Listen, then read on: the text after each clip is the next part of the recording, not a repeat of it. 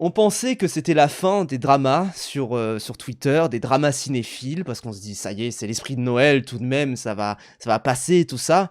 Les mentalités ont changé. Eh bien non! Il y a eu un dernier un dernier discours sur Twitter et il nous a été offert par quelqu'un qui est dans le chat, Charlotte Finito qui est dans le chat. C'est celui-ci. Alors du coup, je vais lire le TikTok en question. Du coup, c'est un TikTok, je m'en fous de qui l'a fait, enfin voilà, on s'en fout, mais l'essentiel c'est ce qui est dit. Quand un cinéphile veut te conseiller un classique, mais c'est juste un autre film avec 6 scènes de viol zoomées en 4K et le N-word qui est au moins dit 17 fois et où on voit une relation avec une fille mineure et un homme majeur, mais TKT c'est romantique. Donc du coup, on a Charlotte Fini sur Twitter, qui a fait du coup 200 000 vues avec ce tweet-là, qui dit « Je suis un bébé cadom incapable d'appréhender l'art en dehors de ma vision morale et éthique. » Alors, comment le dire sans, de manière assez nuancée? Parce que c'est vrai que là, on a un peu deux camps qui se dressent face à nous. Un camp qui dit on peut regarder tous les films qu'on veut, etc. Et un camp qui dit ah non, j'ai pas envie de regarder ce film-là parce qu'il y a des scènes qui me gênent dedans. Et moi, la vérité, si je le résume comme ça, je suis plus du camp qui se dit que si un film vous gêne, ne le regardez pas.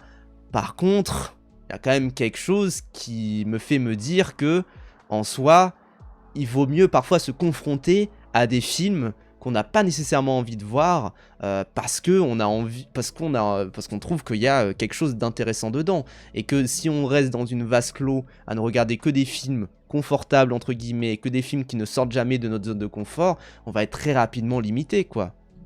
Bah, c'est ça, surtout quand c'est avec, moi je trouve, un œillère qui est mis avec une, enfin je vais le dire comme ça, une non compréhension du média que tu regardes. Hmm. C'est-à-dire que si voir un personnage, enfin c'est la preuve par Soprano, si tu regardes Soprano et que tu te dis la série défend le racisme, l'homophobie et la criminalité, tu ne comprends pas ce que tu regardes. Et dans ce Hmm. cas-là, tu es le problème. Tu contrôles les boutons que tu presses, tu vois. Tu Non mais contrôles c'est ça. C'est le que bouton play de VLC. et c'est que là, le film dont parle la personne qui fait le TikTok, a priori, c'est Once Upon a Time in America, Hmm. qui, pour ceux qui n'ont pas vu le film, oui, il y a des N-words, oui, il y a de la pédophilie, oui, il y a même de la prostitution avec des gosses très très jeunes, etc. Le film ne te montre pas ça comme étant une bonne époque. Le Oui. film te montre le personnage de Robert De Niro comme une merde. La fin du film n'est pas à son avantage. Le film est une tragédie de gangsters qui ont ce qu'ils méritent. Récolte ce qu'ils sèment plutôt. Donc il y a cette chose-là à prendre en compte, que la vie est parfois sale et crade et spoiler, la pédophilie existe, le viol existe, le racisme existe, et que ce film te le montre en te montrant, comme toute la trilogie de Sergio Leone sur les Once Upon a Time, les fondations du mythe américain qui se font dans la violence, dans la crasse, tout simplement. Oui, et puis il rappelle que aussi, quand t'as Sergio Leone qui te fait un film comme Il était une fois en Amérique, c'est un film qui explore l'Amérique, qui reste quand même un pays relativement récent en plus, même encore aujourd'hui, mais encore plus à l'époque où il se fait ce film-là, et qu'il a envie de faire une grande fable sur c'est quoi l'Amérique, en explorant en plus une petite famille entre guillemets, enfin un petit panel de personnages. Il va pas explorer, il va pas te faire un film sur George Washington, quelque chose du genre. Lui, pour lui, sa vision de l'Amérique, c'est ça, quoi. Sachant que c'est quelqu'un qui a été quand même assez relégué au rang de oui, vous faites vos western spaghetti dans votre coin, donc évidemment Qui n'est qu'il pas a, américain. oui, et qu'il est pas américain, quoi. Donc en plus, il a un regard un petit peu extérieur à tout ça, quoi. Est-ce que le problème, c'est pas forcément le film, mais les gens qui l'apprécient au point de le mettre en classique? Et ben justement, Mais c'est pas un problème, ça. pour y répondre, on a Ah. l'accusé, vraiment. Bonjour. Alors, la défenseuse du viol. Taisez-vous dans l'audience, s'il vous plaît. Charlotte, comment te défends-tu face à ce tweet abominable? Je pense que c'est un tweet qui a surtout été genre mal compris. Et c'est un peu de ma faute, j'ai genre. C'est un peu genre ça a quitté la target audience. On est ensemble. J'ai eu des tweets aussi comme ça récemment. Continue, continue de te défendre, s'il te plaît. Non mais Non, qu'as-tu voulu à dire? la base, à la base, c'était pour. C'était pour le N-word et la relation, c'était en mode c'était quelque chose de choquant que de pas le montrer. Genre, pour moi, le viol au cinéma, c'est une autre question qui est pas forcément au même niveau, qui est intéressant, mais ça a un peu trop pris trop la place dans le débat public plus que l'ensemble en fait. Hmm. Oui, non mais là où je te rejoins, c'est qu'effectivement le fait, enfin, le fait de dire le N-word dans un film, moi personnellement, je me dis, bah en soi, il n'y a aucun problème tant qu'il n'y a pas un rapport où le film dirait quelque chose, où ça pourrait être interprété de manière bizarre. Là, encore une fois, si c'est Once Upon a Time j'allais dire in Hollywood, mais pareil dans Once Upon a Time in Hollywood aussi, et dans les films de Tarantino, ça me dérange pas non plus. Moi, quand j'entends le N-word dans un film, je quitte la salle. Non mais oui, Moi, j'étais choqué dans 12 Years a Slave. Hein. ah vraiment, non, je n'en Osez peux mettre plus. ça. Je n'en peux plus j'en peux plus de voir des personnes noires. Mais non mais tu sais, mais, mais moi ça me rappelle une anecdote qui s'est passée. En fait, moi du coup j'ai fait. Merci beaucoup Namui pour le Prime. Mais en fait moi du coup j'ai regardé, enfin j'ai fait des études de cinéma. Voilà, j'ai fait un master de cinéma. Et il se trouve que j'ai eu des vents de ce qui s'était passé dans les années d'après. Et bah, quand on est en master de cinéma, quand on est en études de cinéma, on va vous parler tout le temps de Naissance d'une nation. On va vous parler tout le temps de ce Oui, film parce que je bah, l'ai vu, je le regrette. tu regrettes. Alors que pourtant c'est un des plus Moi bons aussi, je regarde cette période. Moi aussi, je regrette cette période. Moi aussi je regrette Ah, j'ai dû le mater pour les cours, plus jamais. Ah oui, non mais Oui. en Ceux plus qui connaissent pas, c'est un film qui est important parce qu'il a inventé les bases du cinéma oui, et les moderne, bases de beaucoup de plans en fait et de du beaucoup de montage, manières surtout. d'appréhender, ouais, surtout le montage avec Griffith, c'est ça qui est vraiment merci David beaucoup pour les W. subs Griffith. les gens. Qui effectivement a été un grand génie du montage parce que bah c'est pas lui qui a inventé mais c'est lui qui a aussi beaucoup popularisé beaucoup de choses qui sont pourtant aujourd'hui dans la Tous les base films. du kit du cinéphile quoi, c'est-à-dire que des chants contre chants, beaucoup Montage alterné. le montage alterné, le montage c'est pas lui le montage l'autre type de montage parallèle. Mais je crois que même il l'a fait dans un film plus tard, tout ça, enfin des trucs du genre. Donc effectivement, t'as ce truc où il va beaucoup inventer la narration et le type de narration qu'il y a là-dedans. Le problème principal avec Naissance d'une nation, c'est que... Petit problème, c'est que c'est un film sur le sorcier, donc le chef du Ku Klux Klan, et qui est un film plutôt amélioratif sur ce personnage-là, donc c'est un des premiers d'ailleurs biopics du cinéma, et effectivement, bah, c'est pas un film très gentil avec les personnes noires, et c'est sûr que quand on étudie ça en cours, il y a quand même toujours un avertissement donné de la part d'un professeur, parce que ce qui est normal, je veux dire vraiment, moi j'ai jamais vu ce film-là sans avoir un avertissement précédent avant le film, un peu comme ce que fait typiquement Disney ou Warner Bros, de dire ah ben vous voyez ce film-là, il a été fait dans les conditions de son époque, ça reflète des clichés raciaux, on a décidé de vous le montrer parce que bah, ces clichés raciaux ont existé et on va pas nier qu'ils n'ont pas existé, donc on vous le montre comme ça. Le truc c'est que moi les échos que j'ai eu de la part des classes suivantes, plus wokiste peut-être, c'est que il y a majoritairement des gens qui commençaient à dire ah mais moi ça me met mal à l'aise de voir ce film là, peu importe le nombre de contextes qu'on te met derrière, ça me met mal à l'aise. Et moi je me dis bah non, c'est important de regarder l'histoire en face, et particulièrement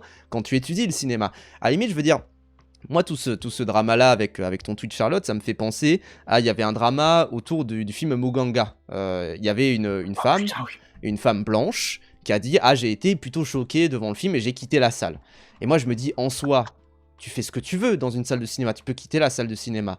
Maintenant, commencer à dire « Il aurait fallu faire ça », moi je suis pas d'accord, mais... Tu as le droit de quitter la salle de cinéma. Et je sais qu'il y a des gens qui critiquaient justement le fait qu'elle ait pu quitter la salle de cinéma. Moi, je me dis, bah en soi, si tu as vécu toi-même des violences, parce que Muganga est un film qui traite des viols en République du Congo, si je me trompe pas. Et effectivement, si tu as vécu tout ça, tu peux que te dire, bah en soi, je suis très mal à l'aise et je quitte la salle parce que bon, après...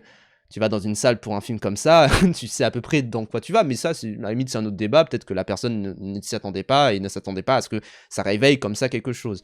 Et il y a quand même quelque chose où si ça éveille des choses en toi par rapport à ton vécu, tu as le droit tout à fait de t'en aller, en fait, de quitter la salle. Et de même de ne pas étudier ce genre de film-là. Maintenant, quand tu es en étude de cinéma, t'as quand même un rapport également aux images qui est peut-être un peu plus distant, qui fait que tu es censé pouvoir regarder tout type d'image, sauf phobie évidemment. Oui. Moi j'aime pas trop les araignées, donc forcément il y a des films devant lesquels je passe un mauvais moment.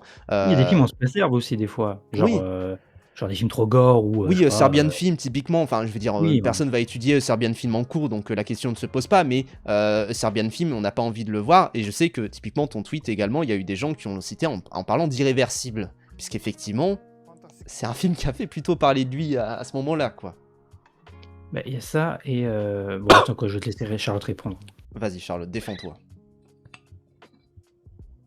En avec fait, du je ping. comprends que oui, pour- je comprends que, ouais, niveau personnel, c'est des cas pas, mais avec les discours qui s'est lancé, ça puisse parler de genre, c'est des films de merde à exprimer, genre, pour tout le monde, plus Oui, d'un cas par cas. Et en fait, moi, ce qui me choquait, c'est que, en fait, moi, je suis une meuf trans, et genre, je trouve il y a quand même un discours qui est très glissant, en fait, sur des questions réelles, que sur la culture queer. Et c'est vraiment une des raisons principales sur pourquoi j'ai tweeté ça, c'est que je trouve il y a vraiment un cas où c'est dangereux, en fait. Hmm. bah, en fait, il y a ce truc où, paf, tu citais le truc avec Tom et Jerry et le truc qui est très important, le carton de la fin, ça dit que si on gomme ça, ça fait comme si ça n'avait jamais existé et pour moi, c'est tout l'importance de ce débat-là, c'est que ça me met mal à l'aise, donc je ne veux pas le voir. Mais dans ce cas, comment on parle de tout ce qui va mal dans notre putain de monde, en fait? Qu'est-ce qu'on fait? Et il y a un film que j'ai envie de citer par rapport à ça, avec des fois ça te met mal à l'aise, et alors, un de mes films préférés, c'est Mysterious Skins. Je vous le dis, il me met mal à l'aise ce film, hein. Pour info, c'est un film qui parle de pédophilie de manière très très hardcore, hein. Hmm. J'ai mis ici Et le de Greg carton. Araki. J'ai mis ici le carton au début de certains cartoons anciens de Warner Bros, Ouais. donc notamment les Tom et Jerry. Je vous le traduis comme ça. Les cartoons que vous apprêtez à voir sont des produits de leur époque. Ils peuvent montrer des préjugés raciaux ou ethniques qui étaient communs à l'époque dans la société américaine. Ces caricatures étaient néfastes à l'époque et le sont encore aujourd'hui. Même si ce que vous allez voir ne représente pas la vision de Warner Bros d'aujourd'hui, de la société d'aujourd'hui. Ces dessins animés vous sont présentés comme il était originellement créé. Et la phrase de fin qui résume pour moi beaucoup de la chose, parce que faire différemment aurait été comme dire que ces préjugés n'ont jamais existé. Et ça, c'est Voilà. une vraie chose. Et effectivement, je veux dire, il y a des films devant lesquels vous avez le droit d'être mal à l'aise. Et même, moi, récemment, j'ai revu l'épisode des couilles sur la table, qui est un podcast féministe, avec notamment celui avec Virginie Despentes. Et Virginie Despentes, elle a une manière d'appréhender la littérature et le cinéma. Alors, elle distingue très bien le fait que la littérature et le cinéma sont deux arts très différents, notamment parce que la littérature, tu es tout seul pour le faire, et tu peux tout à fait le faire tout seul, alors que elle le formule comme ça, elle dit le cinéma, tu as besoin d'une autorisation, parce que c'est un art collectif, tout ça. Mais elle dit, par contre, quand elle parle de la littérature, et elle dit un peu pareil également quand elle parle du cinéma, que elle aime bien être confrontée à des idées qui vont sortir des carcans, qui vont sortir vraiment de ce qu'elle a l'habitude de voir. Ce qui veut pas dire qu'elle est pour le fait que ça, que des Polanski, que des gens qui ont vraiment des opinions, enfin des manières de représenter la société puissent être jugés comme étant néfastes, puissent continuer à faire ce qu'ils font, tu vois, en plus, parce que il y a ce côté où en plus c'est un art collectif comme elle expliquait avant. Maintenant, il y a aussi quelque chose qui est à remettre en valeur, c'est que elle dit quelque chose de très juste, c'est qu'elle dit si je devais ne lire ou ne regarder en tant que film que des films féministes, que des livres féministes, je lirais une trentaine de bouquins et je verrais peut-être une vingtaine de films dans toute ma vie. Parce qu'en fait, en soi, à chaque fois, il y a quelque chose qui ne colle plus, il y a quelque chose qui n'est plus féministe, ne serait-ce qu'elle cite le test de Bechdel et elle se dit mais en fait il y a quasiment aucun film qui fait ça, il y a quasiment aucun film qui passe le test de Bechdel, et c'est quand même quelque chose où effectivement si tu devais enlever tous les films qui sont entre guillemets problématiques, ce mot veut rien dire mais vous avez capté, qui sont entre guillemets problématiques de ta vie, en soi, il y a très peu de films qui vont rentrer dans votre mentalité, quoi. Oui, c'est le piège de regarder que Ça des parlait des beaucoup militants. de films faits par des bourgeois blancs. Ça assiste sur 90% du cinéma, Bah en oui, fait. ah, Bon, je trouve 90 ça c'est un Peut-être peu gentil. bête pas, de mais dire ça. cinéma occidental alors, mais en vrai, il y a plein de cinémas différents. Mais moi, j'avais envie de citer, pour rester sur le côté choquant et qu'est-ce qu'on peut montrer aux images. Tu parlais de Muganga, j'ai envie de citer un réalisateur qui s'appelle Thierry Michel, réalisateur documentaire qui c'est en rapport parce qu'il a fait un documentaire sur le docteur Mukwege qui inspire le personnage de Muganga. Et il a fait un documentaire que je recommande à tout le monde de revoir, vraiment, qui s'appelle L'Empire du Silence, sur les viols au Congo, etc. Et à un moment dans le film, immense trigger warning, tu vois des images filmées au téléphone en très basse résolution de meurtres. Vraiment, tu vois des gens mourir, de soldats, et tu vois la mort et les insultes misogynes horribles et les balles criblées, en train de se faire cribler, du corps. Mm. Et à moi j'ai regardé et ça c'est un grand moment de cinéma qui m'a choqué, tu vois? Et à moi du coup je regardais des interviews et tout en mode du réalisateur et je suis en mode mais au début je savais pas, j'étais en mode: «Mais passe ça dans ton film frérot» et en fait il pour lui c'est vraiment quelque chose de vraiment, important qui s'était posé pendant le montage du film en mode: «Est-ce que je montre ça? Qu'est-ce qu'on fait?» Et en fait, il a décidé de le mettre parce que c'est ce qui se passe en fait. Mm. C'est ce qui se passe, il fait un documentaire sur un sujet très fort et moi après je pense à Cazet, l'interview de Cazet en mode, là c'est ce qu'on demande, c'est de dire toutes les horreurs du monde, mais avec toute la mignonitude, qu'on peut supporter quoi. Et puis non, des fois c'est un crachat de gueule et des fois c'est voir avec une image très basse résolution, un meurtre. Oui. Un seul Et, meurtre. et c'est. Et je recommande à tout le monde L'Empire du silence de Thierry Michel qui est sorti genre Mm. en 2022. T'as tout à fait raison de dire ça. Et en fait, c'est un truc où il y a différentes manières d'approcher évidemment les violences sexistes et sexuelles. Je pense que cette année, typiquement, il y a un film qui a beaucoup marqué, c'était Sorry Baby, qui pareil, je veux dire, le film tourne autour sans trop en dire, tourne autour d'une agression sexuelle qu'on ne voit jamais, qu'on n'a jamais vu, mais on voit en fait une personne se reconstruire.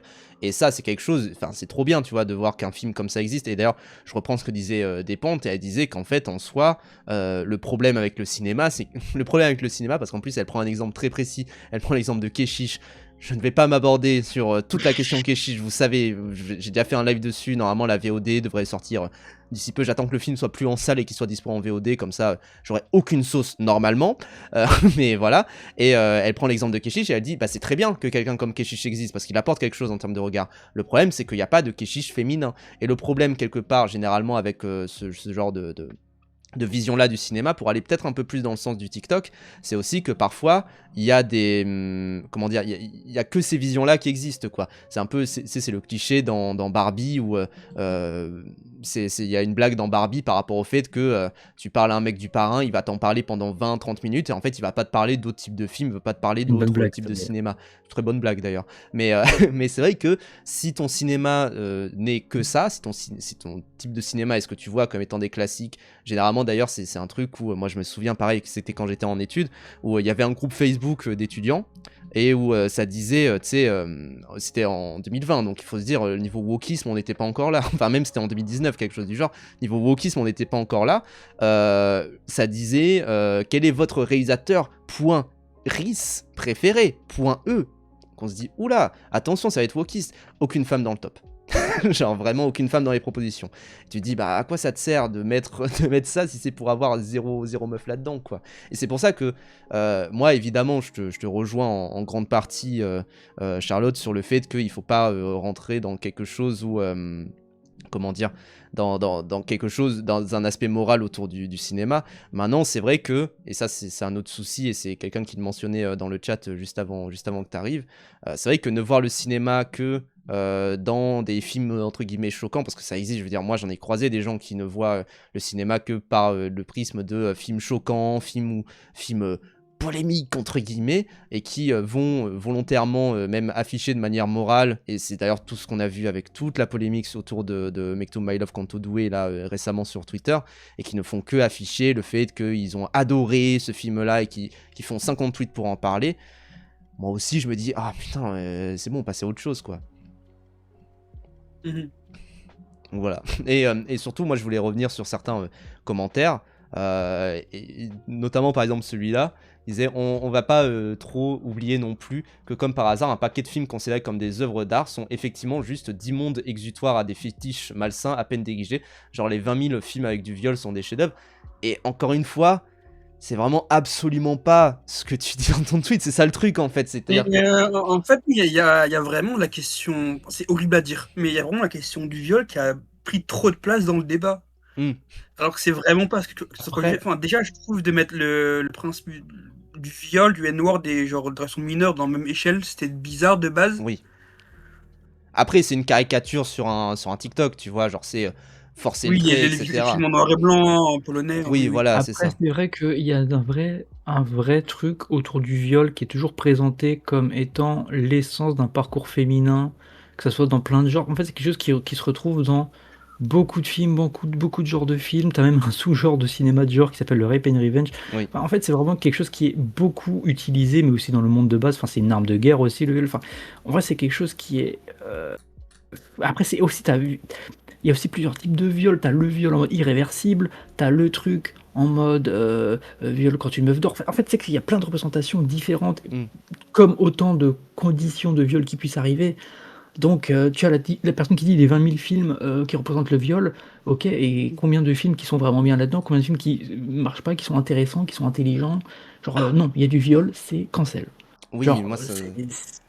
En c'est, fait, c'est c'est, pas une tout fois n'est de plus, pas tu ne tout racontes noir, rien, quoi. tout n'est pas tout noir tout blanc parce qu'il y a vraiment un truc où bah il y a des, enfin c'est horrible à dire aussi hein, mais il y a des bons films qui traitent du viol, il y a des mauvais films qui traitent du viol quoi. Et c'est à chaque fois des choses où il faut, enfin c'est pas même ça tu vois c'est pas tout noir tout blanc. Il y a des films où les gens diront que c'est une bonne représentation de cette expérience là. Il y en a qui diront que c'est une mauvaise représentation et ça fera des débats sur un même film tu vois. Enfin vraiment il y en a pour qui le Irréversible c'est une bonne représentation et Sorry Baby pas une bonne représentation genre c'est alors que les films sont diamétralement opposés et que à la vue comme ça de loin tu peux te dire que l'inverse mais c'est pour ça c'est des grands débats qu'il faut se faire évidemment quoi donc bon Même le concept de la bonne représentation de viol, déjà, c'est un peu foireux de base.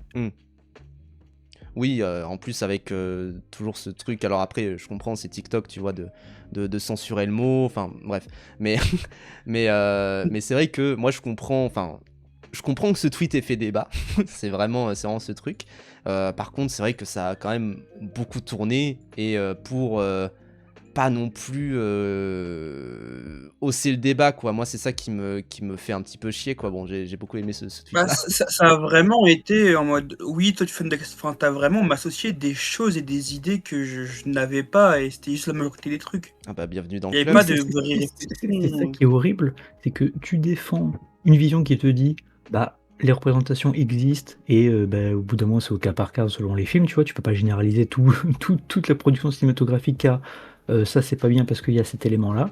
Tu sais, c'est comme dire c'est un mauvais film parce qu'il y a de la voix off. Bah, Scorsese, dans ce cas-là, fait du mauvais film, tu vois. Oui, après Donc, tu peux ne pas aimer de manière générale, parce que là tu m'attaques moi, mais tu non, peux... non, non, non, non, Non, mais non, non, moi parce que j'aime pas la voix off de manière générale, par contre il y a des films où je reconnais que la voix off c'est très bien, tu vois, enfin c'est un vrai truc où ça n'a pas de sens de tout mettre de tout essentialiser et de tout mettre dans un même panier, tu vois, évidemment. oui, voilà, mais ce que ces gens-là ne font pas, et moi ce que je trouve est la suite logique de cette moralisation absolue du cinéma, c'est que si tu aimes ça, vu que ces œuvres-là sont des trucs de dépravés, tu aimes les trucs de dépravés, et donc tu es problématique. Et là, bah là on est sur un truc où bah, l'enfer est pavé de bonnes intentions, et ça se veut faire les wokistes, bah finalement ça devient des conservateurs réac Oui. Et, à travers là. Oui, c'est vraiment ce que tu disais c'est une vraiment plan très, très glissante sur Oui. vraiment des Bah, discours c'est très extrême droite. c'est Némésis. bah, c'est même des discours aussi, enfin, le mot est facile, en particulier là avec la caricature de Charlie Hebdo, mais c'est vraiment un discours aussi de censure, tu vois. Enfin, vraiment, Oui. un discours de je n'ai pas envie que ce film-là existe, et c'est un peu ce qui a été critiqué d'ailleurs par rapport à le TikTok de la meuf qui a vu Muganga. Je suis désolé de dire la meuf qui a vu Muganga, c'est juste je me souviens pas de son nom, mais vraiment c'était ce truc-là où les gens qui commençaient à dire il faudrait effectivement pas que ce genre de film là existe et moi je me dis bah non il faut que ce film là existe après il y a un truc et c'était pareil sur le débat sur Keshish, c'est-à-dire de se dire le film existe maintenant qu'est-ce qu'on en fait en tant que citoyen, en tant que peuple. Moi j'ai l'impression quand même que Keshish là son film je crois que j'avais vérifié récemment, je crois qu'il a fait moins de 40 000 entrées en troisième semaine, il va probablement pas dépasser les 50 000 donc vraiment a priori le boycott il a fonctionné quoi, enfin vraiment maintenant quand un film existe on peut pas l'empêcher d'exister et on peut pas empêcher non plus de faire qu'un film se crée quoi, enfin c'est très compliqué. Maintenant on peut faire en sorte qu'un film soit de moins en moins créé quoi. Je sors ma vidéo le 1er janvier sur Keshi, j'ai peur du lendemain de quit que je vais passer, bah bonne chance à toi Bizarre. Vraiment. Déjà j'ai vu... Moi je sais qu'on m'a sorti que genre forcément regarder un film c'est-à-dire approuver, prendre une fan d'arcade en plus. Non mais alors... Ah ça c'est débile. Ça c'est tellement débile. C'est exactement ce que je disais quoi. C'est vraiment tu deviens l'émissaire des mauvaises choses qui sont mises dans le film quoi. Ouais. Et Stradrick il est la vraie chose. S'il faut interdire les films avec le viol, pourquoi ne pas interdire ceux avec un meurtre? Et c'est vrai. Genre au bout d'un moment, dans ce cas-là, la musique. la Oui, bah, culture du viol dans la musique, c'est quelque chose d'immense et pourtant tout le Ah monde oui, fait rien. ah, mais bah, bien même dans sûr. la peinture ou tout ce que tu veux, enfin, genre, tu même des interprétations où tout est synonyme de viol, enfin, genre, par exemple, le baiser de Klimt, tu as qui disent que c'est un viol, tu vois? Hmm. Donc faut brûler la peinture, genre, tu sais, c'est ridicule qu'est-ce que je voulais dire? Et dans ce cas-là, si chaque représentation est problématique, et ben les gens, dans Steven Universe, tu une relation toxique, et ben dans ce cas, faut cancel Steven Universe. Tu vois, Oui. c'est absurde, c'est absurde parce que et moi, c'est ce que je déteste, enfin, avec Paf, on est d'accord, j'imagine, et Hmm. Charlotte, j'imagine que oui, vu qu'on est sur ce débat-là, mais que généraliser et essentialiser le cinéma et les films à un truc très précis, c'est une débilité sans nom. Hmm. Oui, à un Oui. but, tu vois, en mode le cinéma aurait un but. Moi, déjà, je suis Oui. pas dans la mentalité que le cinéma aurait un but, tu vois. C'est le film est là, on en fait ce qu'on en fait, et puis Oui. voilà, tu vois. Non, mais tu sais, genre un truc en mode, le cinéma, c'est, show don't tell, moins il y a de Ah dialogue, oui, plus le film est cinématographique. Bah, il y a un film qui s'appelle 12 hommes en colère. Ah, oui, dommage. c'est que du Genre, tu dialogue. vois? Genre, Oui, voilà, et en fait, tu ne peux pas en fait, pour moi, enfin, enfin, il y a un truc que je suis sûr avec le cinéma, c'est qu'il y a pas d'absolu. oui, C'est tout, oui, quoi. vraiment. Et c'est vrai qu'il y a des gens qui disent s'il faut interdire les. Enfin, je reprends le commentaire de Stradis, s'il faut interdire les films avec un viol, pourquoi ne pas interdire ceux avec un meurtre? Bah, on rentre, tu sais, dans un truc très. Le code ICE. Tu vois, le code ICE avec, Oui. toutes Voilà, ces non, réglementations de l'époque. C'était une époque à Hollywood où en fait il y a eu un gros scandale à Hollywood, pour expliquer très rapidement. Il y a eu un gros scandale à Hollywood et ça fait que ils ont dû mettre en place un code pour éviter justement d'être réglementé par l'État, par le pays, tout ça. Et donc à Hollywood, ça a été réglé pour dire il n'y a pas de truc obscène moralement, tout ça. Donc on peut s'embrasser, oui, mais pas trop longtemps, des trucs du genre. Et ça a fait, parce que quand tu fais dans de la limitation, généralement, l'art est très beau dans sa limitation par moment, notamment. C'est cette fameuse métaphore de Hitchcock qu'à un moment, il y a deux exactement, non. personnages qui s'embrassent. Alors déjà, il y a un film, je sais plus exactement lequel, où en fait ils s'embrassent, mais plusieurs fois pendant quelques petites secondes à chaque fois pour essayer d'éviter de se faire strike par le code ICE, tout ça. Et il y a un autre moment où en fait il y a deux personnages qui s'embrassent, ils sont dans un train et après t'as le train qui rentre dans un tunnel. Métaphore très graveleuse, mais vas-y, ça passe pour montrer que les personnages Oui, baisent. tu vois juste un train dans un tunnel. Oui, voilà, c'est ça, ça ne veut rien dire. Ça me Mais rappelle voilà. le clip qu'il y a eu à l'époque où genre c'était trop drôle, c'était vraiment des montages, c'était ridicule. Hmm. Mais moi, ça me fait penser aussi au film de. Bah, moi, je suis une fan de Pink, donc tout ce qui est genre Sato ou Wakamasu, je trouve que c'est des sujets, bon, bah, c'est problématique de fou, mais c'est comme des sujets intéressants, surtout à l'époque, dans son Quel histoire. film, par exemple? Euh, Bah, je sais Pour qu'il y ceux qui savent avait pas. SM Ward, de Sato, il y a de SM Ward où genre c'est vraiment ça dénonce les violences, bah, le psy de l'époque. Hmm. Pourtant, bon, bah, c'est des relations pas forcément consentantes et vraiment toxiques. Pourtant, c'est un propos, il est là, il est parmi Pink, c'est pas très. C'est une mode pauvre. Hmm. Pourtant, je trouve vraiment, s'il n'y avait pas ça, il y aurait quoi en fait? Hmm. Oui, non mais et puis moi c'est ça le truc aussi où comment dire, je sais que parce que en fait moi je le lis beaucoup ce débat-là avec le fameux débat qu'il y a eu quand t'as malheureusement Régis Gorilla qui a fait un tweet encore terrible Oh non. pour dire qu'il avait vu Kanto Uno. Alors moi ce qui m'a fumé c'est que bah, on en a discuté avec Régé, je l'ai un peu engueulé sur certains trucs et on s'est parlé de ce tweet là, il a dit enfin moi ce qui m'a choqué c'était de me dire pourquoi ce tweet-là, il fait un buzz comme ça, alors qu'il a dit plus tard qu'il a vu Kanto Doué, ça a fait beaucoup moins de buzz, alors je me dis, bah, c'est bizarre. Et, mais surtout, comment dire, moi, c'est ce truc de me dire, alors moi, je suis tout à fait pour le fait de commencer à mettre en avant des gens qui seraient, parce qu'effectivement, bon, on peut dire ce qu'on veut sur Keshish, on peut dire au moins que c'est quelqu'un qui a eu une plainte pour agression sexuelle, enfin voilà, des trucs, ce que vous voulez d'ailleurs par rapport à sa manière de tourner, parce que pareil, je sais qu'il y a eu des comment dire des autres communiqués, tout ça, enfin des trucs du genre. Encore une fois, une vidéo Voilà, plus bah, longue arrive sur Keshish. Et le truc c'est que les gens qui disent moi je ne suis pas pour mettre en avant des personnes problématiques, peu importe ce que veut dire le mot problématique, vous avez capté, qui font des films, etc. Moi d'accord, je suis pour. Le problème, c'est que la liste, elle est longue, quoi, parce que entre eux, et typiquement, c'était un truc qui ressortait très très souvent, mais bah du coup, on regarde tout le top 10 de la majorité des gens. Dans la majorité des top 10, il y a une bataille après l'autre, réalisée par Paul Thomas Anderson, qui, il me semble, est sioniste, avec Leonardo DiCaprio, qui, il me semble, qui est bien sioniste lui aussi, qui aussi, pareil, il y a ce truc de qui sort pas avant, qui sort pas si la personne a plus de 25 ans, tout ça. Donc, il y a vraiment tout le temps en fait des choses problématiques dans les films, on va être honnête là-dessus. Et c'est un truc qu'il faut, soit soit t'essayes de te mettre des œillères et t'essayes de mettre des limites, un peu là où tu sens, bien sûr, soit tu dis bon bah balèque, et voilà. Bah, pour moi, ce que je dis non, c'est qu'il faut l'assumer et pour bah, justement le comprendre en fait. Hmm. Tu peux pas genre Oui, non non je regarde pas. hein. Oui, après, vous faites ce que vous voulez, Moi, bien sûr. moi, vraiment, ce que dans le truc de base, c'est que je veux dire, oui, ça existe, mais faut le reconnaître, il faut l'analyser. Hmm. Ne pas regarder, bah, je trouve que c'est trop bizarre comme move. Hmm. Oui, c'est ça. Après mettre le En fait, tu sionisme et les peux, tu VSS peux. au même niveau, juste je réponds après mettre le sionisme Oui. et le VSS au même niveau.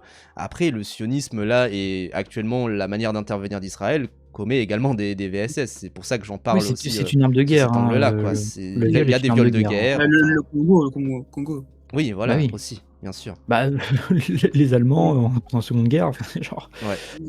genre, non, non, et puis c'est ouais, en fait, tu peux te mettre des yeux en mode ah, j'ai pas envie de voir ça, mais n'en fais pas une bannière morale et à essayer de faire culpabiliser les autres en fait quand il s'agit de l'art en fait. Moi, c'est ça que j'ai aucun souci avec les gens qui ne regardent pas tel truc. Moi, il y a des films, je pense que je les regarderai jamais parce que bah, surtout les films trop gore, trop vénères, trop nihilistes ou tout ce que tu veux. Il y a des œuvres que j'ai regretté d'avoir vues parce que bon, je trouve que c'est pas terrible, mais qu'en plus je trouve que ça met dans un mood que moi j'aurais aimé ne pas avoir. Oui. Je pense à Devilman Crybaby. Bon, c'est une œuvre que je regrette d'avoir vue, j'aurais préféré ne jamais la voir. Mais je vais pas commencer à traiter les autres de personnes mauvaises parce qu'ils aiment la série, tu vois. Enfin, je trouve ça absurde. Je trouve ça vraiment absurde. Oui, c'est ça. Et clairement, enfin, pour moi, si on revient d'ailleurs sur tout le TikTok, pardon, mais c'est vrai qu'il y a des citations quand même un peu drôles aussi dans le lot. On peut reconnaître ça. Et pour avoir Au moins, été, soyez drôle. oui, pour avoir été également dans la sauce parce que, parce que j'ai dit que Chainsaw Man était un truc de gooner. Bon, ça, faites ce que vous voulez, enfin voilà. Mais aussi pour le truc sur le fameux TikTok là sur les classiques du cinéma, ça pareil, j'en suis revenu. Enfin bref, il y a des gens en fait, tu sais, ils voient un tweet populaire, ils veulent tous donner leur avis, quoi. C'est un peu ça le truc. Ils voient une brèche, ils s'y engouffrent un peu tous.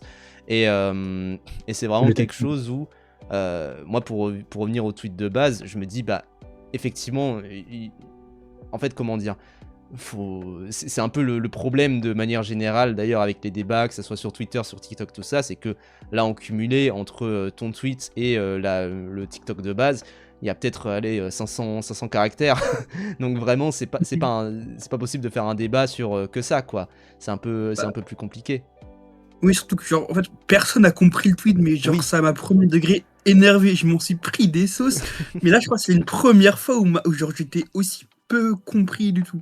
Surtout qu'à la base, tu pensais pas que ça allait. Tout simplement, c'est qu'à la base, tu fais juste ça dans ton petit cercle. Oui. Je l'ai tweeté après 2 verres de vin, hein, donc oui, j'étais vraiment. Voilà, Le 25 décembre, l'esprit de Noël. Non, on n'est pas une conférence, quoi. Et Genre, c'est vraiment, t'as fait un truc de con et enfin, un tweet en mode position, bah, voilà, tu fais un tweet. En fait, le tweet est flou, je l'assume, mais pas personne qui me cite, qui me connaisse, c'est un tweet qui n'est pas flou du tout, en fait. Oui, bien sûr. Et puis, moi, je reprends déjà ce que dit Tadzam. Rappel à propos des débats Twitter, il y a des gens de 13 ans sur cette plateforme. Hein, je rappelle, c'est pas qu'un argument d'âge, c'est aussi il y a des gens débiles. Mais, mais ce que je voulais aussi noter, ce qu'avait dit Bizarre un peu plus tôt. En vrai, je pense que parfois on donne trop d'importance à des gens qui, de toute manière, s'intéressent pas de fou au cinéma. Ils se réveillent tous les 6 mois quand il y a un fait politique. Et voilà, quoi. Donc, c'est dommage. C'est vrai que moi, ce que je vois, c'est que c'est des débats, tu vois, milléniaux. Vraiment, enfin, c'est des débats qu'on voyait déjà sur la morale au cinéma à l'époque où c'était Rivette et son texte sur le travelling de Capot, tout ça, où c'est des débats qu'on a depuis des années sur la représentation et sur la manière de montrer vraiment ce qui les choses, quoi, parce qu'effectivement bon, on peut dire que la Shoah est parce que je vais rappeler rapidement les choses, mais du coup le travelling de Capot, en fait, c'est un grand texte qu'a fait Jacques Rivette sur un film qui s'appelle Capot, qui finit en fait sur une personne qui était dans les camps et qui meurt électrocuté, je crois, sur un grillage. De quoi? Je l'ai vu en cours. Qui se fait tuer aussi, il me semble. Donc vraiment qui meurt comme ça. Et en fait, il y a un travelling vraiment magnifique, entre guillemets, techniquement, qui est fait sur ce personnage-là. Et du coup, il y a un questionnement sur comment représenter la Shoah. Et moi, je suis pas d'accord avec l'idée comme quoi la meilleure manière de représenter la Shoah, c'est Shoah de Claude Lanzmann, c'est tu t'assois, tu fermes ta gueule pendant 9 heures et tu regardes Shoah de Claude Lanzmann. Évidemment que c'est un chef-d'œuvre, Shoah de Claude Lanzmann, il faut l'avoir vu une fois dans sa vie. Maintenant, je pense que tu as plein de manières de représenter la Shoah qui sont différents et que tu as plein de trucs qui sont extrêmement importants et que t'as le droit de les montrer de manière différente, quoi. Et c'est pour ça que, pour moi, tout ce débat-là sur la moralité au cinéma, c'est des débats qui durent depuis Travelling de Capot, ça a quoi 60 ans, je crois, quelque chose du genre. 57, je crois, un truc comme ça. Donc 70 ans, un truc comme ça, et c'est des débats qui... Jacques Rivette, c'est un mec de la nouvelle vague. Ouais, et c'est des débats qui sont pas réglés parce que il y a eu encore récemment la zone d'intérêt de Jonathan Glazer qui remet un peu une pièce dans la machine aussi. Non, mais c'est ça le cinéma, c'est l'histoire du cinéma, c'est comment représenter, comment on représente ça. Voilà, c'est l'histoire du cinéma. Comment montrer les choses, comment filmer ces fameux trucs de est-ce que tu filmes l'invisible, est-ce que tu filmes le visible, tout ça, des trucs du genre, sont des débats. Moi, une réponse que j'accepterais pas, c'est ne le montre pas. Bah non. Non. Ça, je l'accepte pas. Ouais. Tu dois montrer les choses. Ou alors non, je répète, ne le montre pas par posture morale, ça c'est non. Après, tu peux ne pas le montrer par posture, par mise en scène, genre comme tu le dis, ne pas montrer pour montrer, je sais plus qu'on appelle ça. Oui, filmer l'invisible. L'évocation. Voilà. Ah oui, l'évocation. Mais moi je me souviens typiquement c'était un débat qu'il y avait eu aussi autour d'une série Netflix qui était 30 Reasons Why. Bordel. Ouh là là. Alors ça, pour rappel du coup de la polémique qu'il y avait, c'était qu'en gros 30 Reasons Why commence par un suicide du coup du personnage principal et avec un personnage qui va essayer de trouver pourquoi la personne s'est suicidée, tout ça, et donc il y a 13 raisons pour ça, enfin voilà, qui s'accumulent, etc.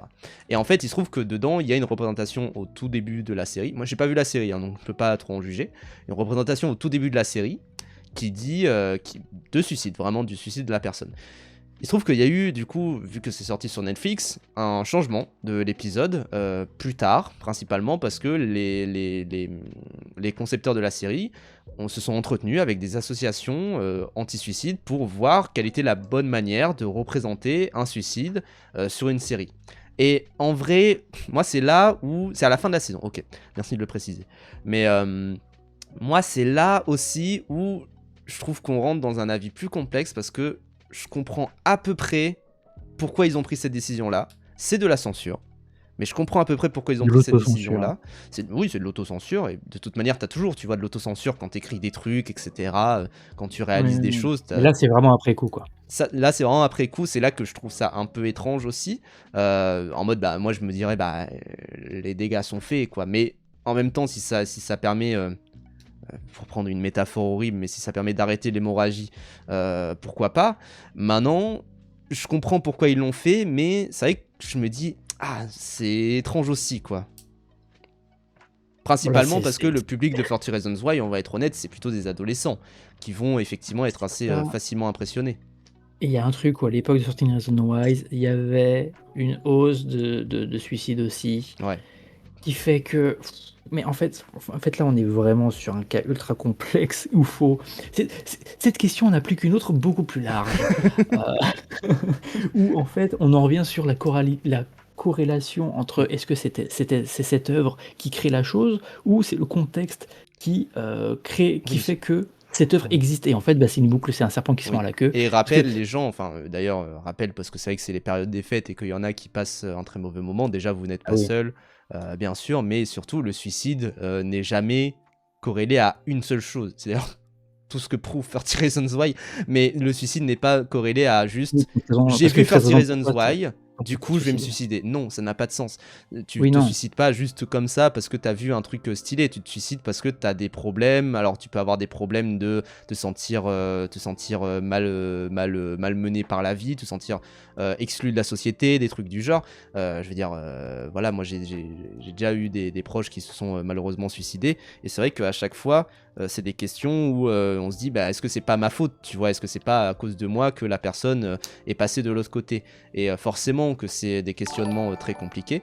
Maintenant, le suicide les gens ne se sont pas suicidés juste à cause de 40 Reasons Why. C'est ça aussi Oui, non, mais de où toute j'ai façon, envie de c'est jamais nuancer. une cause. T'as pas une cause comme le mal en mode c'est ça, c'est bon, c'est Oui. ça, on a trouvé la Ah, c'est solution. bon, on a trouvé la solution du suicide. Non, les gens, le suicide, la rappellent, parce que pareil, autant c'est des questionnements sur la moralité au cinéma qui durent depuis longtemps. Là, j'ai avec moi le mythe de Sisyphe d'Albert Camus, flexeur un petit peu, mais que j'ai arrêté de le lire. Mais au bout de genre 100 pages, parce que je comprenais rien. Mais c'est vrai qu'il a bien raison sur quelque chose, c'est que effectivement, bah, la question la plus primordiale, j'ai envie de dire, de notre société, c'est la question du suicide, quoi. Comment est-ce que tu t'enlèves la vie? Comment est-ce que tu oses te retirer de la vie, quoi. Et je suis d'accord C'est avec ça. aussi Bizarre 808, c'est vrai que Continental 25 qui politise pas mal la question du suicide, qui politise pas mal toute cette question-là, de la responsabilité, j'ai envie de dire, de la société, de tout le monde, du suicide, et je trouve que Continental 25 revient très bien là-dessus, quoi. Bah, je pense qu'on a vu ça avec la loi sur le suicide et genre Mm. en France on a vu les baisses d'APL, d'ADH ou genre même les trucs médicaux. Ouais. Ouais, la loi fin de vie, tout ça, ouais. Effectivement, mais et c'est quelque chose où moi je me souviens, il y a eu énormément de débats, même à travers la gauche, hein, entre. Enfin, comment dire. C'est une question qui est pas simple, bien évidemment. Déjà parce que la loi est ce qu'elle est et que la loi, c'est pas juste. Ah bah on légalise la fin de vie, enfin je sais plus. Ah putain, comment ça s'appelle? Le truc qu'a fait Godard là. Ah putain. C'est pas du suicide assisté, c'est l'euthanasie. Voilà, pardon, j'avais oublié le mot. On légalise l'euthanasie et puis voilà, non, c'était une loi qui était assez spécifique, qui avait quand même alors en même temps des garde-fous et en même temps des limites également, et que bah, ça a été tout un débat, y compris à gauche, de se dire est-ce qu'on est d'accord pour ça, quoi. Moi je sais pas encore, c'est ça le truc, heureusement que c'est pas moi qui décide, mais, mais c'est quelque chose où moi je me souviens que même entre potes on en a débattu et que ça a été assez compliqué, quoi. Parce que bah Non, c'est. Et mais pareil, ça englobe. j'ai envie de dire aussi que c'est pareil, parce que là je vois aussi le tweet depuis tout à l'heure là-dessus, sur l'aspect culture du viol. Est-ce que le cinéma participe à une culture du viol? Oui. Par contre, je pense que c'est pas en bannissant le cinéma qu'il y aura plus de viol. C'est un peu débile Puis, également. En fait, faut toujours moi prendre je la trouve chose que d'un point de vue systémique, c'est quoi. pas forcément pertinent de pointer qu'au cinéma alors que c'est vraiment l'art, la culture elle-même qui le fait. Hmm. L'ensemble Oui, de la culture le font. Et juste oui, dire que le cinéma le fait donc mais ouais. en fait, faut prendre la chose de manière systémique. Il y a de la violence et du coup là, des VSS dans tous les milieux de la société.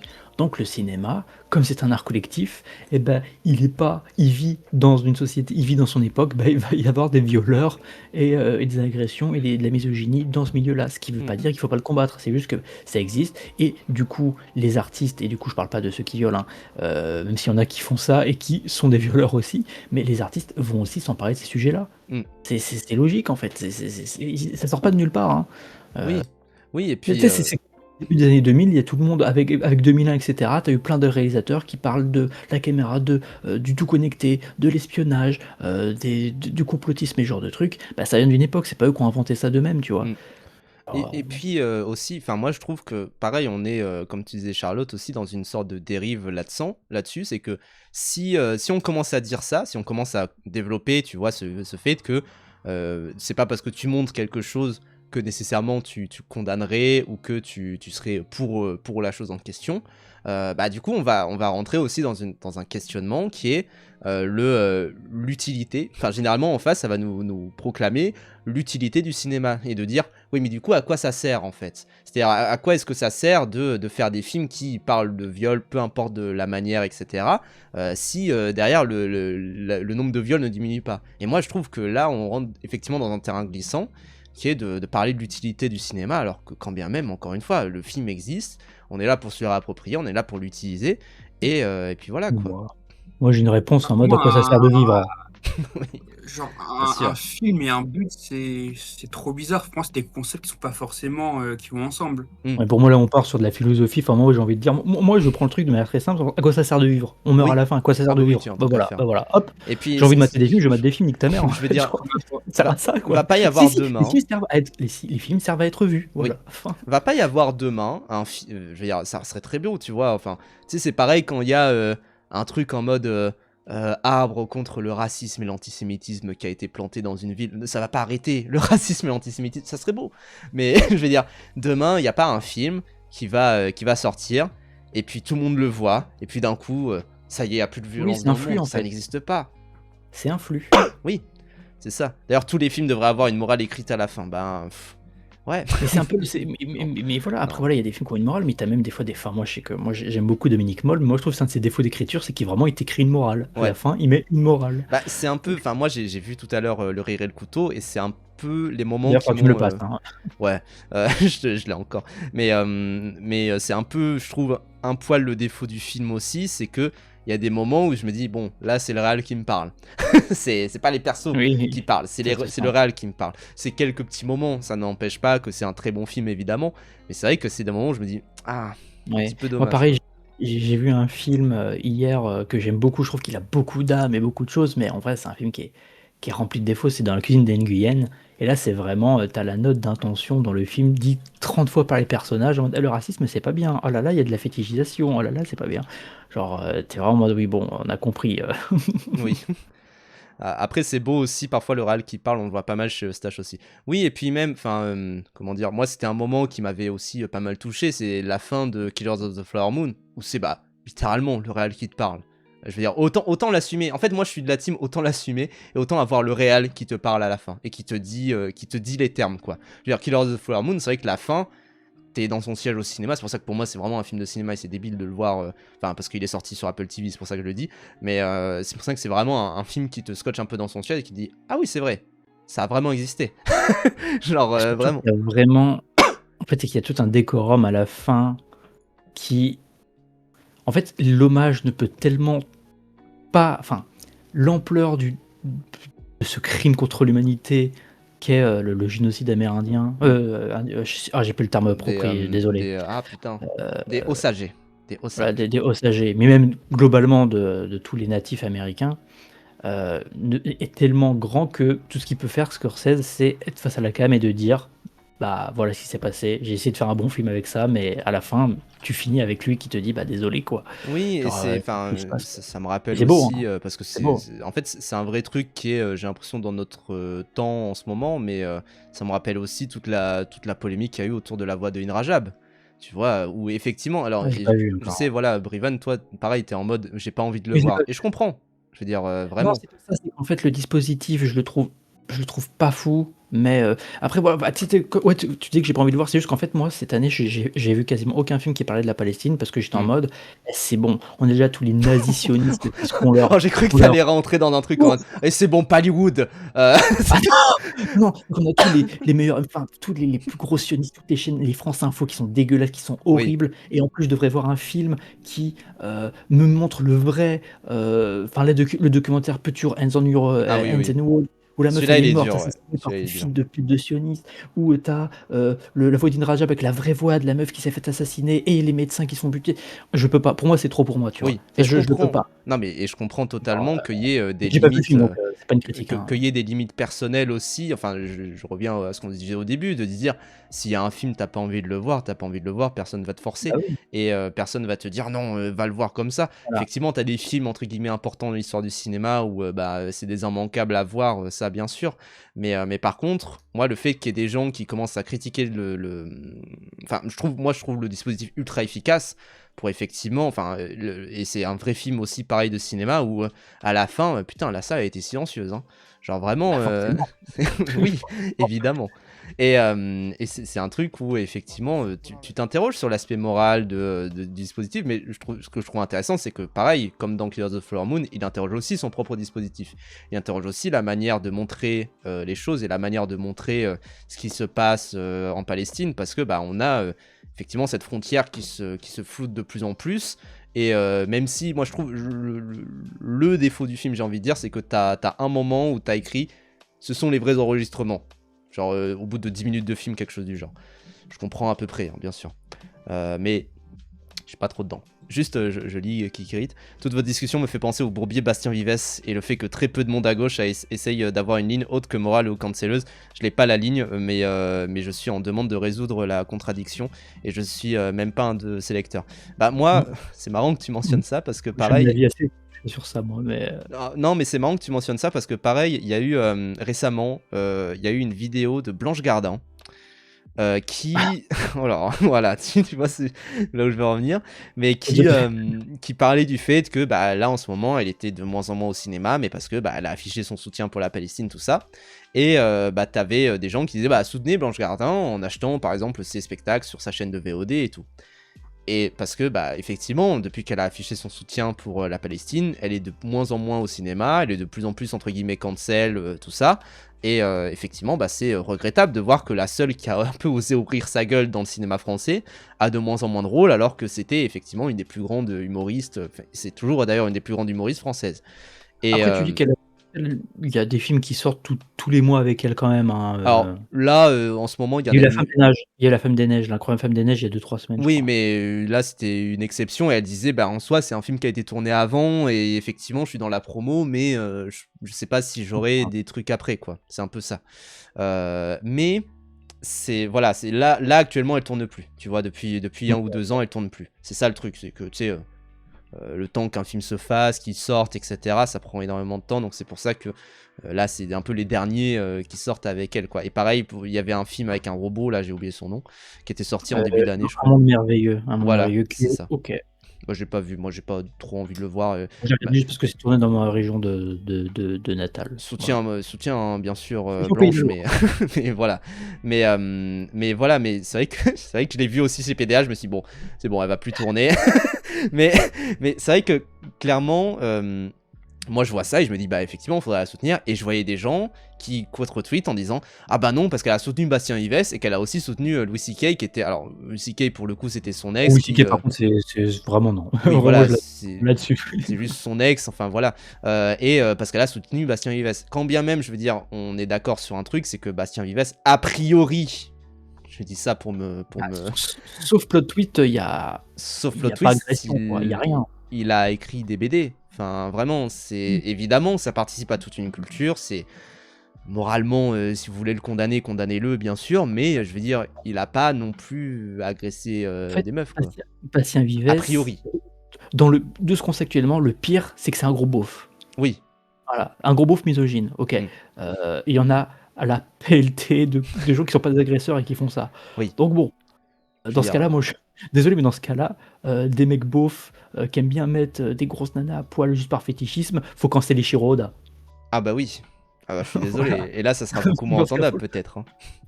genre désolé. Après, Bastien Vives, c'est sa défense en vrai qui est vraiment nulle à chier. Oui, qui est cata. Et puis moi, c'est surtout J'ai refait que... une BD pour parler de ça. Ouais, Oui, laisse tomber, l'affaire là, par Bastien Vives, bon, c'est un débile. Mais c'est surtout que moi, la vérité, là où j'ai vu aussi, et où je trouve que c'est un peu regrettable, effectivement, qu'à gauche, il y a eu quelque chose d'assez déplorable, c'est que, comment dire, la polémique, elle a beaucoup émané de l'extrême droite, quand même, cette polémique-là autour de Bastien Vives. Parce qu'il y a quand même un truc où c'est surtout lui qui... Enfin, c'est surtout l'extrême droite qui le catégorisait comme étant le gauchiste, et je veux dire, c'est tout à fait compréhensible. Vous tapez Bastien Vives sur Google, je vais pas mettre sa gueule, mais vous tapez Bastien Vives sur Google, osez me dire que c'est pas le portrait du babose gauchiste, un petit peu repoussant, tu vois, presque ce côté-là. Et t'as un truc où effectivement... moi je comprends, enfin je veux dire, je comprends tout à fait qu'il y ait des éditeurs qui se retirent, des trucs du genre. Bien évidemment, faites ce que vous voulez, mettez la poussière sous la table, enfin voilà. Mais dis pas ça, c'est mon sosie Vives. Pardon Tazam, pardon. En plus je sais que c'est vrai. Mais pardon. Mais voilà, mais On dirait poisson aussi. de quoi? On dirait poisson aussi. C'est vrai, ça c'est vrai. En tout cas, moi poisson dans ma merci tête, il a la tête de Bastien Vives. Ça n'aide pas faire son mille, dossier. là. ça n'aide pas son dossier, franchement. Mais Son dossier est déjà bien exécrable, hein, faut le dire. Mais voilà, mais moi ce que je vois, c'est que j'ai l'impression que la polémique vient majoritairement de l'extrême droite et que toute la gauche s'est engouffrée également dedans. Alors, quand bien même, je veux dire, oui, parfois l'extrême droite a raison, allez, clippé hors contexte, vous l'envoyez, mais, mais voilà, mais je veux dire, il y a un truc où moi j'ai trouvé ça un petit peu bizarre que ça soit très unilatéral, quoi. C'est un peu ce truc-là, quoi. Mais en plus, il y a quelqu'un dans le chat, tu parlais de polémique par l'extrême droite qui a été repris par tout le monde. T'as aussi déjà qui est un classique piège à con auquel on tombe encore dedans tout le temps. Hmm. Il y a quelqu'un dans le chat, il y a un petit moment qui parle de Mignonne. Je crois que c'est Fatmas Ah oui. Mendes qui parlait de... Oui. Alors ça, en termes de polémique de merde, qui venait de l'extrême droite et qui a été repris par tout le monde. Que des avec un États-Unis angle d'ailleurs, hein. Des États-Unis, hein, parce que. Mignonne, voilà, mignonne parce que c'est des filles qui participent à un concours de Miss Beauté, quoi. Et juste par l'affiche et par la bande-annonce, c'est de la pédophilie et tout le monde a repris Oui. ça. Bon bah, allez, super, merci. Sachant qu'en fait, alors en gros, il y a 2 affiches pour Mignonne. Et en fait, le truc, c'est que le film, il a débarqué sur Netflix parce que c'est eux qui ont racheté les droits. Juste, je revenais sur Bastien Vives. Effectivement, je suis d'accord avec toi, Oculus. Je vais pas le défendre non plus corps et âme, Bastien Vives. Je vais juste me dire, mes yeux sont secs et puis tu passes à autre chose. C'est aussi autre chose. Mais je comprends tout à fait ce que tu dis, bien sûr. Et c'est quand même quelque chose. C'est la pire polémique ciné du 21e siècle pour un film 3/5, c'est fou. Mais perso, pour avoir vu Mignonne, parce que je l'ai vu, effectivement, moi Beaucoup de gens n'ont pas fait dans la polémique. Hein. Ah oui, mais personne n'a vu Mignonne. Mais vraiment, J'ai personne pas n'a vu, vu Mignonne. Enfin, vraiment, le film, moi je sais pas. Attends, tiens, on va regarder un truc tout simple. Hein. Parmi les gens qui se sont indignés pour le film, moins de 100 000 entrées. Hein.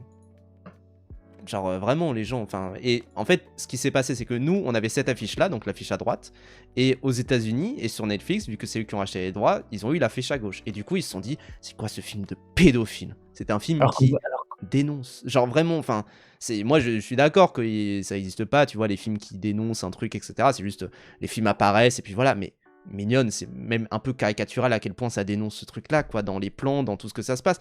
Et le truc, c'est que oui, ça représente à un moment parce que du coup, c'est sur des beauty pageants, là, des concours de beauté, de danse, etc. Je sais plus trop ce qui s'est passé, je sais plus trop le film et tout, mais c'est sur des concours comme ça. Et effectivement, je veux dire,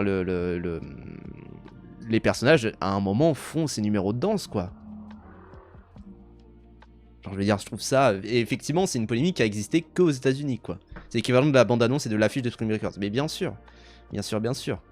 Donc, vraiment, moi, j'avoue, je trouve que. Et la polémique n'a existé que aux USA. Je crois que mon Discord a planté. C'est possible. Ou alors, non, c'est juste Brivan qui.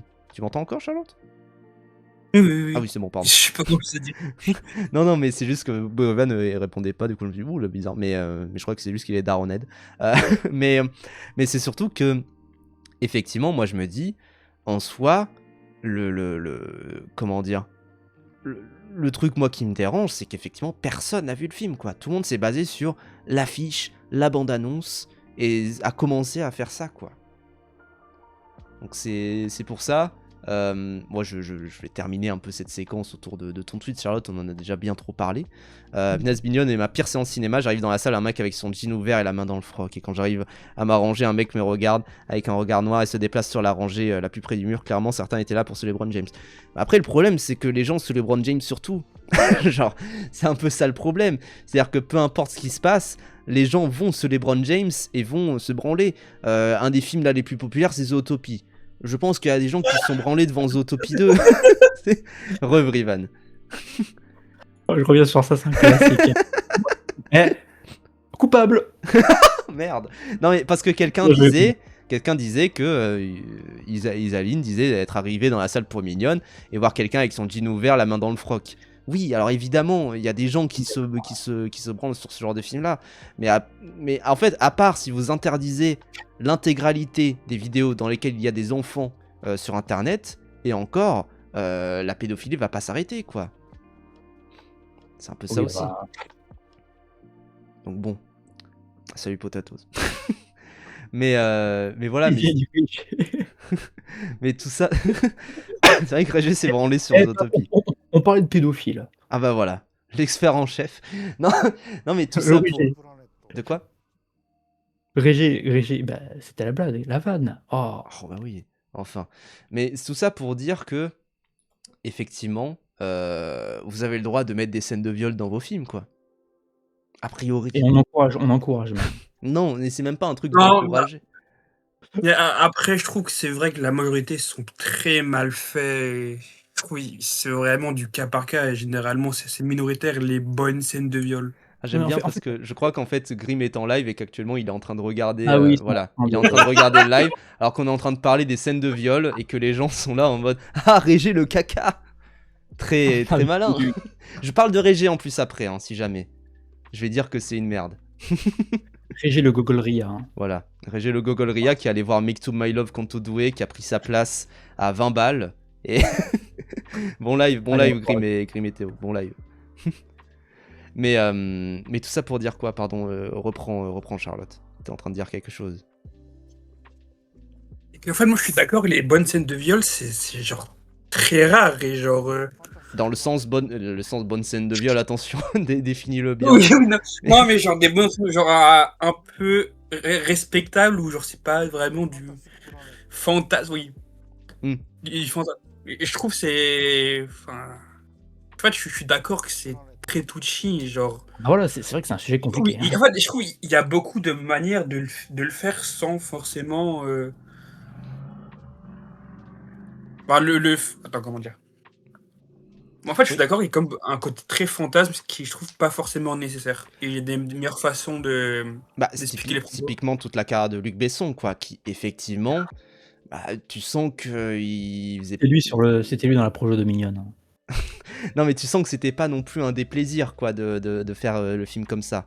C'est ça le truc aussi. C'est-à-dire que j'ai quand même. Et c'est pour ça d'ailleurs, puisqu'on parle d'ailleurs de Keshish également, mais c'est pour ça d'ailleurs que depuis quelques années, on a aussi ce nouveau métier qui arrive, qui est les coordinateurs d'intimité, qui sont essentiels déjà pour éviter, parce que là on parle de représentation, on peut aussi parler du fait que de tout ce qui s'est passé autour de Maria Schneider notamment, mais aussi de plein d'autres actrices, et je pense notamment au bouquin Le culte de l'auteur, peu importe ce qu'on en pense, qui est pas génial, mais peu importe ce qu'on en pense, le bouquin Le culte de l'auteur, il y a effectivement un truc où c'est quand même un bouquin qui te liste toutes les actrices qui ont eu une fin de carrière abrupte suite à des accusations qu'elles ont pu donner autour d'agresseurs potentiels dans le milieu du cinéma et d'agressions potentielles dans le milieu du cinéma.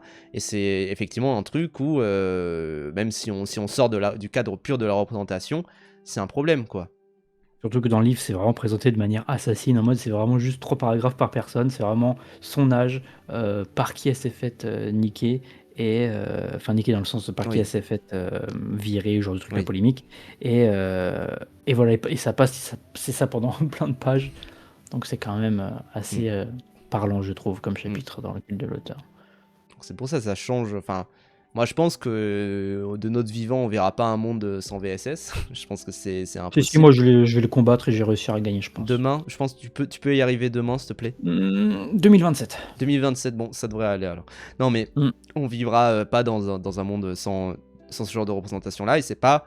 Enfin, sans ce genre d'acte-là, et c'est pas en bannissant les représentations qu'on va bannir les actes, quoi. C'est ça aussi qui me paraît important, enfin, ça me paraît important d'en parler comme ça, quoi. Bon, et puis surtout, tu veux faire quoi? Tu veux faire une censure d'État sur tous ces films-là? Oui. Autour du code Ok, t'as ICE, sûr, tout quoi. ça, genre non, ça n'a pas de sens, quoi. Clairement.